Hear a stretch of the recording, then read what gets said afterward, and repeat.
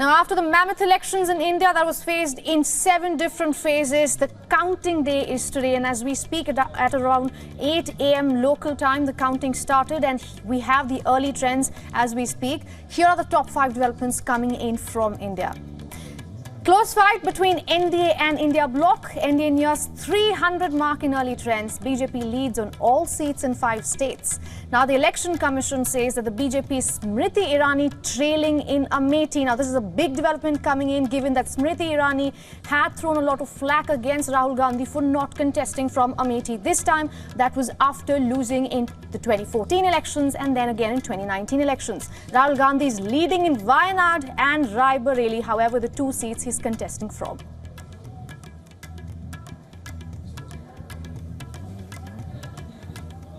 All right, so those were some of the top trends and developments. And to give us more insights in terms of what is panning out in this election, we're being joined by Ms. Tavleen Singh, who's an author and a senior journalist and a columnist. She's joining us live from Mumbai. Ms. Singh, this is something that no pollster predicted. The Z AI poll has come the closest. At this point, as the numbers stand, the NDA, the National Democratic Alliance, led by the BJP, is leading in 292 seats. But the Congress-led India Alliance seems to have done better than what a lot of people expected it to do. What are your comments on this? Well, I think that we need to celebrate the fact that democracy is alive and well in India. And that, to me, is the most important message of the election so far. And just as the pollsters will need to examine where the exit pollsters I'm talking about need to examine where they went so extremely wrong, similarly, the India Alliance needs to examine whether it was right to malign democracy in India that they have been doing, which I think was really wrong, the way that they attacked the Election Commission, the media, everyone they said was working for Modi. It now turns out that they have nothing to blame. Now, what is interesting is that a lot of people are saying that perhaps, no one predicted any kind of anti-incumbency for the Bharatiya Janata Party, especially in the Hindi heartland states. And the place where the Bharatiya Janata Party seems to be losing the biggest is in places like Uttar Pradesh, where it seems to be getting fewer number of seats than even the Samajwadi Party. Are you surprised that the Bharatiya Janata Party seems to have lost its core constituency in the northern part of India, in the Hindi belt? I am a little surprised because when I was in the Lucknow, Kanpur kind of area, I saw a lot of development and I saw that, that there'd been a lot of change since I was there last. But I think that the 2 things that did not work, which were the trump cards of the BJP campaign. One, I think that the Ram Mandir was no longer taken as an election issue. It was just a reality. There were pilgrims going there. And so that was an issue that was over. And secondly, I think that the whole Hindu-Muslim, the transformation of the campaign into hate Muslims, I think that really failed very badly. And it's good for India that it did. No, Ms. Singh, please continue. I've said what I was All right, asked. I thought you were saying something more. All right, Ms. Singh, I also want to point out here, you make a very important point here that the Ram Mandir issue was going to be, at least it was touted to be by the NDA and the BJP, that might become an election issue coming just months before the elections. But what's happening in Uttar Pradesh right now, as my colleague Saleh also rightly pointed out, we are seeing a surprise. Having said that, throughout this election, whoever we've been speaking to before the elections and during the phases, there is a special focus on the South this time. What do you make of that? Well, good. I'm very glad that there was a special focus on the South because the Bharatiya Janata Party had not made any inroads there.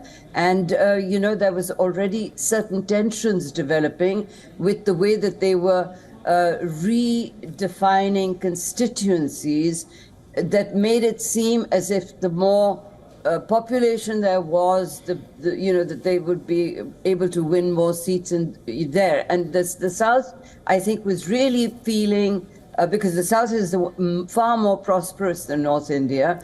And, North India is more populous, UP and Bihar, but they always drag the country down. So it's very good that there is a kind of, that the BJP, if they win again, has discovered that South India is important and that you should not be trying to redefine constituencies in a way that suits your party, but not the country. Do you think the BJP actually has the agenda to go and win elections in the southern part of India? Because this is something that a lot of people, commentators in the south, has been saying, that the BJP, by virtue of being a North Indian party, has appealed to the sentiments predominantly with stuff that resonates with voters in northern part of India. Do you think this time around the BJP has done something different to resonate with voters in the south? Although at this moment, we still do not know as to how many seats the BJP will actually win in Kerala and Tamil Nadu. Well, I think that in the past 2 or 3 months, the Prime Minister must have made 20 visits to Tamil Nadu. He then went off to meditate in Tamil Nadu.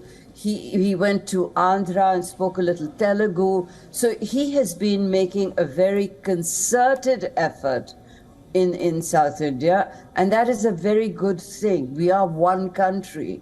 And so, I personally don't like this North-South divide at all. Right.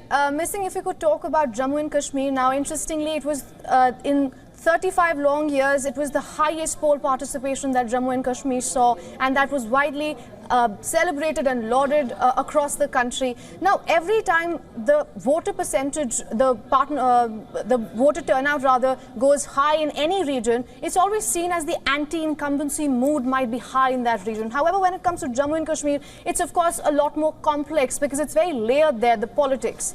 So, what do you make of the voter turnout being so high this time? Was it just anti-incumbency, given that it was coming, that it was the first election after the abrogation of the Article 370?